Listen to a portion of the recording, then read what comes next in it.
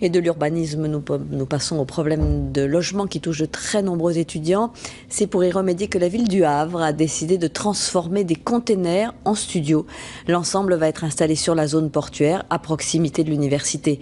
Alors voyons comment les jeunes vont y vivre avec ce reportage d'Arnaud Lapère et Sébastien Maloiseau. Ces conteneurs empilés sur le port du Havre font partie du paysage. Mais les étudiants de l'université toute proche n'avaient sans doute pas imaginé que ces boîtes de métal leur serviraient un jour de logement. Et pourtant, regardez ce studio de 25 mètres carrés. Il est aménagé dans un conteneur recyclé.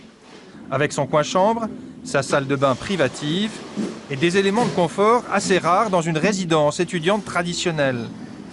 L'université en a commandé une centaine et le chantier sera livré en un temps record.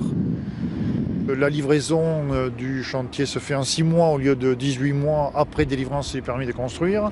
Et pour un coût qui est le même au niveau du loyer, on a une chambre de 24 mètres carrés au lieu de 18 que l'on a en résidence traditionnelle. Les conteneurs importés de Chine sont transformés dans cet atelier. Pour les rendre habitables, on perce des ouvertures, puis on pose les portes et les fenêtres. Il faut ensuite assurer l'isolation intérieure. Le dernier travail, l'assemblage, s'effectue presque comme sur une chaîne de montage automobile. Si j'avais fait cette salle de bain sur un chantier traditionnel, j'aurais été obligé de faire venir un carreleur, un plombier, un électricien.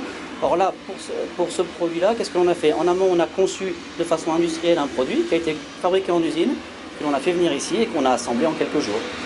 Une construction rapide pour un coût inférieur d'environ 500 € le mètre carré par rapport à l'habitat traditionnel. Les conteneurs version studio pourraient donc séduire beaucoup d'universités en manque chronique de logement.